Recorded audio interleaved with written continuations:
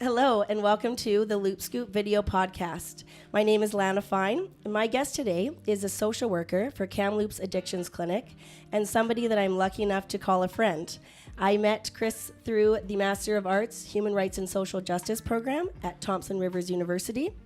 And everyone at home, let's welcome Kris to the show. Why, thank you.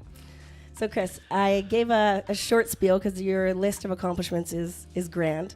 And I think the world of you, but for our audience at home, why don't you tell us a little bit more about yourself? Okay, well, thank you. First of all, I am a mother of two wonderful twins. I have a boy and a girl, Alex and Sammy. Hi, kids. And I'm a wife to my husband, Dean, and that's my main who I am, mother and wife. And I, like you said, I'm a social worker. I work at Kamloops Addictions Clinic, which is an opioid agonist clinic for addictions. And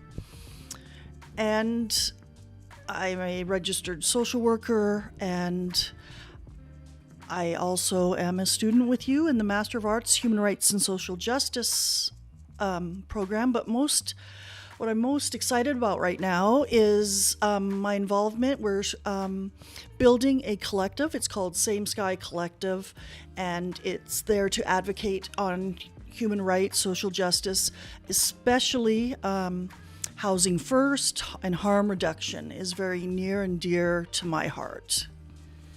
Thanks for sharing that, Kris. So what made you first want to get into helping and working with people with substance use dependency? I think it has to do with my own story, which started many, many years ago with my own issues that led me to substance use dependency. And having had what we call an addiction, and finding the people that surrounded me and helped lift me to a place away from my addiction was a miracle and something that I wanted to emulate. I wanted to be able to give back. I wanted to be part of the community that was there for me.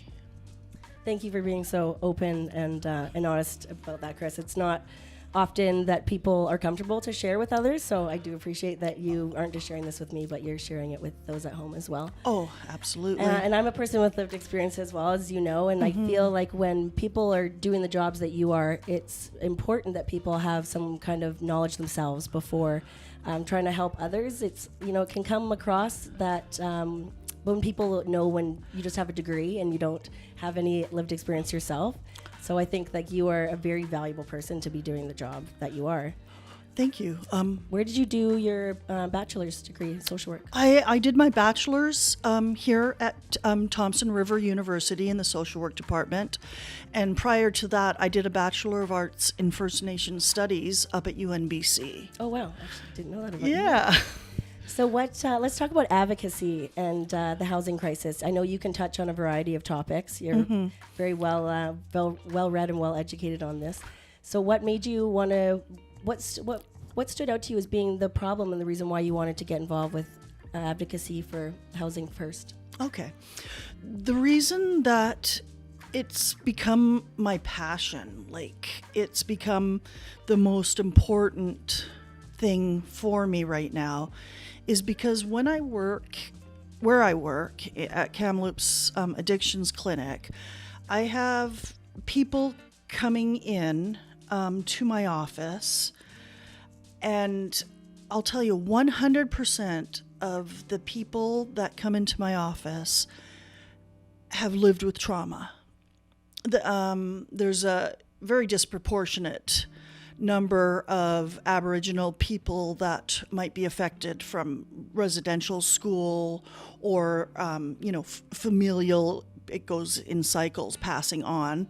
And then there's other people that have different traumas, whether that be medical, whether that's abuse, a lot of abuse, institutionalization. Yes.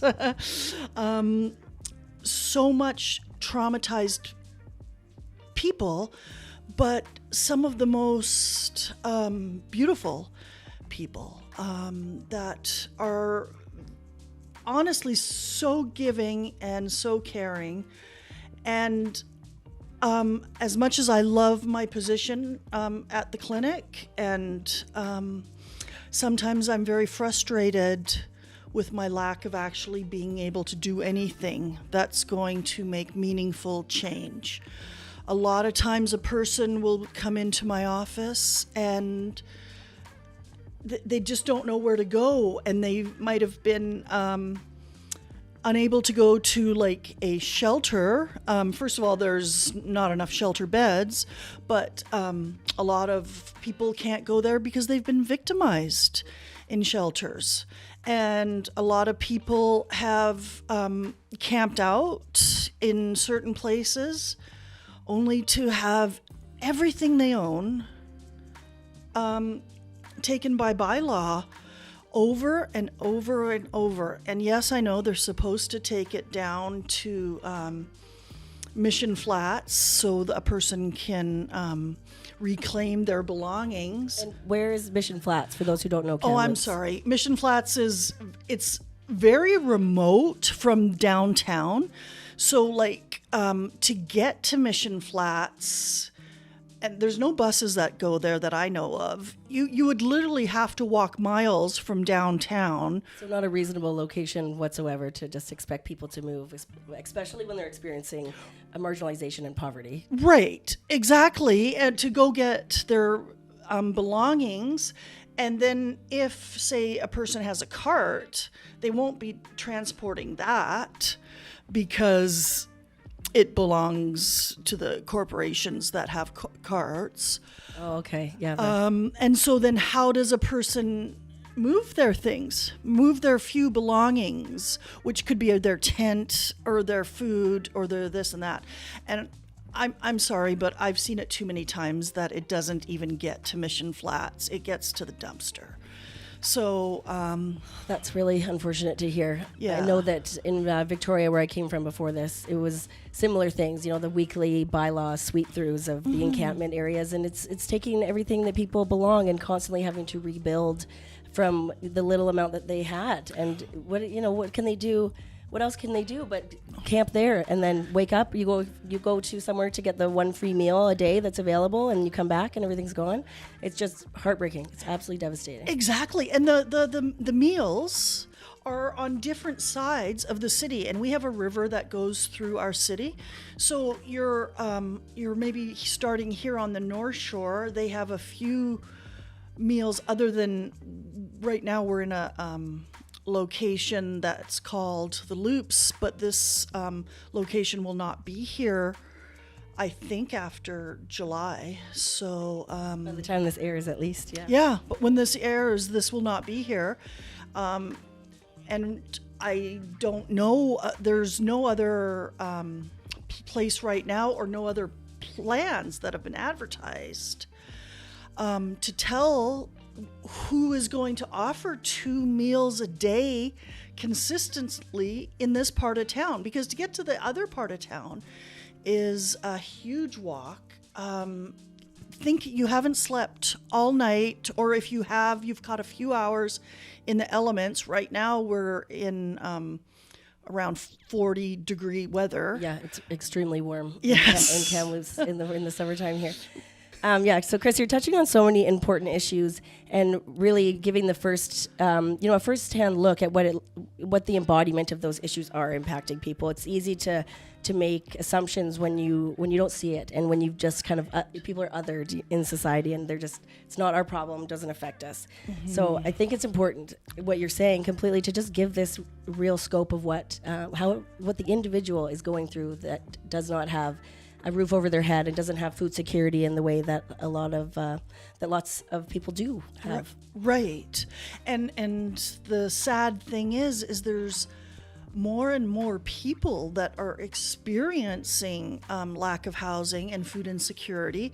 As we have more weather instances, such as the fires, we have more people that have lost their home. Housing prices are going up. We don't have enough housing to sustain the middle class at this point. From the get-go, not enough housing, and then compounded by all of these other issues, and then we'll make it a little bit more depressing topic. So, what are your thoughts of, and then the additional issue of the toxic drug supply crisis that we're experiencing right now? Right. Okay. So, what are my thoughts about well, first of all, I think the big challenge with the drug crisis is the stigma surrounding it, which to me ends up feeling much more like victim blaming, because the people that I work with, again, and myself when I was there in my addiction, I was using substances to cope with the traumas of my life. Exactly. Yeah. But one of the main reasons, Dr. Gabriel Mate says, why do people use drugs? Pain and trauma. Yes. Yeah, 100%. And it's medication. And we're finding out a lot of people who are using stimulants might have... There's a big correlation between ADHD and people using stimulants. So once again, we have self-medication for people to feel like they are just a baseline. And so when it's mental health, which that's a big issue for me, I have a lot of mental health issues. There's a stigma around the mental health, and then there's the stigma around the substance use on top of that. Yeah, exactly. And then getting the help is hard, but also it's considered less than. It's not as important as diabetes. It's not as important as asthma or what have you. But I'm here to tell you, it's as life-saving to me to get the help for substance use or mental health or what have you than it is for asthma or diabetes. I completely agree with you. Thank you for sharing that, Kris. Oh, thanks.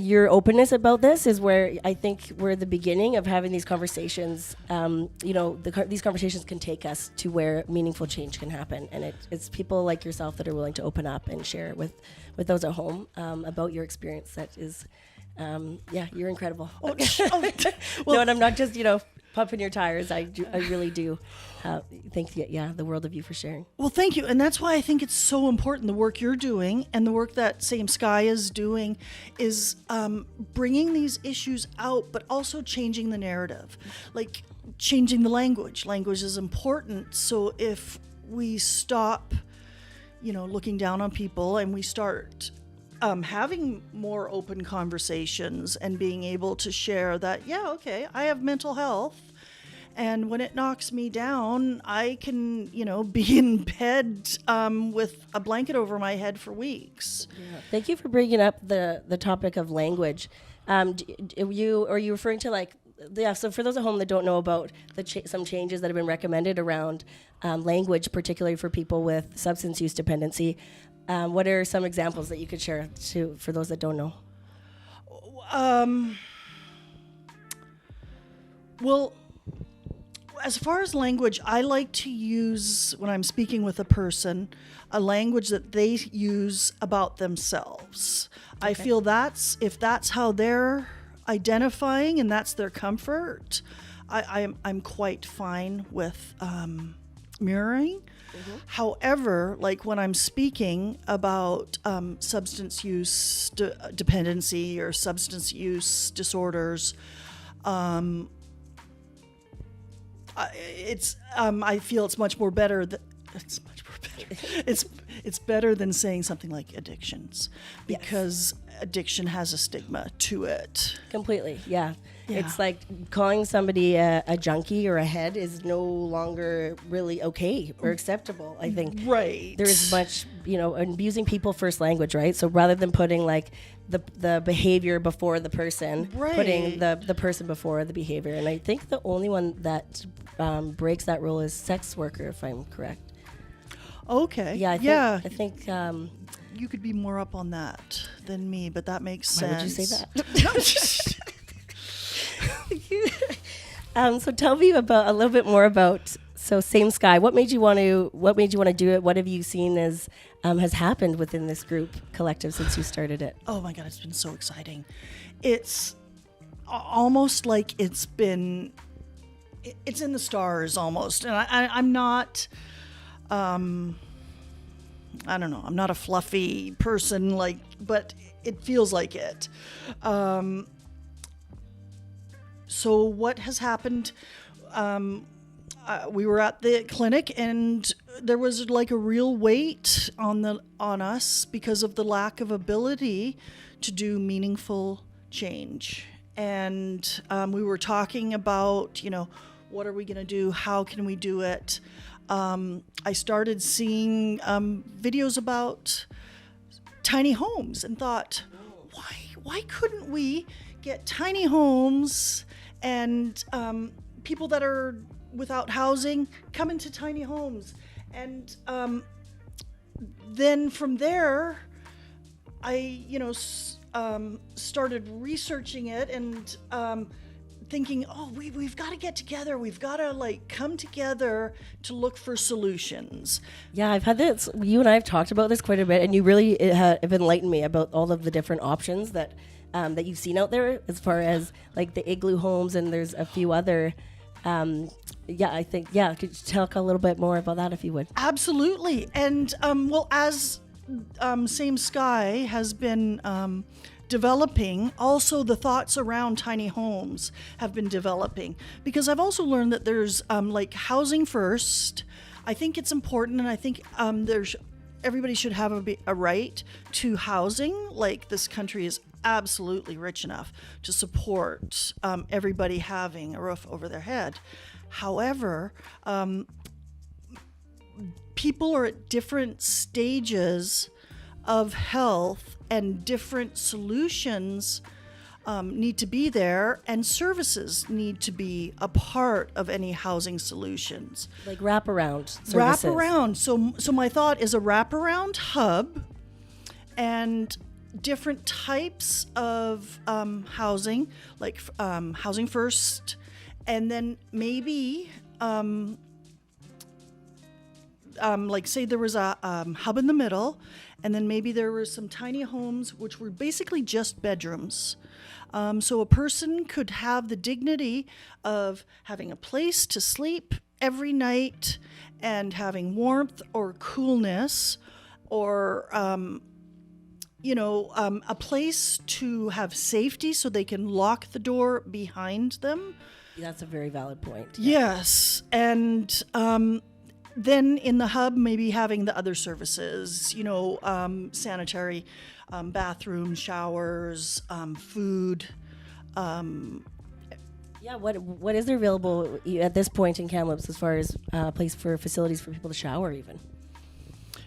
There's again, the Loops has one shower, and this will be closed by airing time, because so serving the whole community previous to right. clothing one, even if there was 20 showers available, or that's not enough. Having hygiene. How can you expect people to when you hear the argument get a job, or right.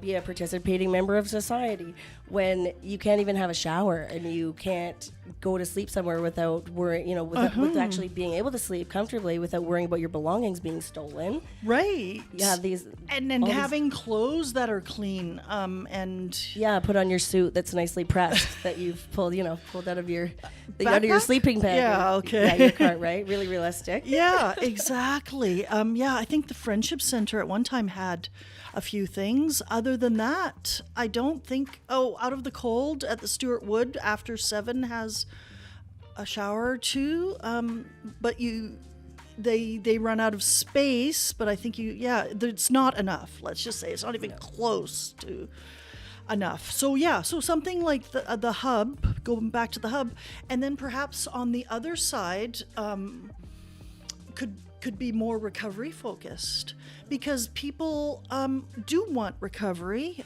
People do get to a point where they want recovery, and then they don't want to be triggered by people who are making other choices in their lives. Yeah, so it's kind of like the same idea when I was working in Victoria, where you would go to detox, and unless you had a bed at a treatment facility, you would return to the same wet facility. So for those at home that don't know, that the ones that are open to the people are allowed to use substances or drink, versus places that might be the stages of recovery. Right. And so the other place would have stages of recovery. But a thing that I've seen in a lot of recovery programs that's unfortunate is not being able to deal with the fact that people do have relapse. Relapse is a part of the recovery journey. And a lot of times when a person relapses and they're in a recovery program, that means that they're out the door. And if they're out the door, they're back on the streets, and they're back on the streets with more shame. Yeah, I know exactly what you're saying. So there's AA programs which work for some people, but they don't work for all. It's not an all-encompassing solution by any means. And I know of the so like AA, which may work for some people, but it doesn't work for everybody. It's not a one solution for all model. What are some examples of other recovery programs? Well, what I would like to see is a model where there's actually some ability to move within phases. So perhaps the first phase is the part where you're going to groups and you're learning about recovery, about living life on life's terms, about dealing with your emotions, all the things that you really need in a recovery for 45, 90 days, what have you. So what about, also having a difference between, let's say, so there's AA, there's Wellbriety. Have you heard about Wellbriety? Mm-hmm. It's like the Indigenous people's version of AA. Right. There's also Life Ring. Right. And there's Smart Recovery. And that Dharma one's based, Group. Smart Recovery, that one's based on more harm reduction model, where you don't necessarily lose the time counted, is my understanding. Right. Yeah, because one doesn't work for all. I think you're raising a very important point that there needs to be a variety of solutions available for people if we want to make any kind of dent in this, and enough services and accessibility, so that people can actually access these places comfortably as well. And that's one thing that is missed often is this place feel safe for people to go to. Right. And I as a counselor don't purport to you go back to day one. I feel you never lose those days you had. When you're living and you've been without substances for 180 days, and you've had learning during those days, and you've made connection during those days, and you've seen how it can be different, I don't think by having a slip, relapse, whatever you want to call it, that means that negates the importance of those first 180 days. Yeah, of all that work and effort that you put into it. Yeah. I don't think you're all time. Yeah, I think it's got to stop being so linear, and just realize that maybe this is part of this person's path. Yeah, their process. Yeah, exactly. I know I had a couple of times when I was trying to get my sobriety away from cocaine and stuff, that I did have relapses. But I don't think that it needed to be that, now you're at day one, you're a newcomer again. No. I had all that, and now I'm a little bit stronger, and now what I need to work on, and this is what I would like to see in a project, like a tiny home recovery community, would be then there's second stage, where maybe you're working more on vocational, or what do you want to do? Where is your purpose? What's your vocation going to be? What's your avocation being? What's your passion? I think community is super important. What is your passion? Do you have any talents or other passions outside of human rights and social justice that you would share with us?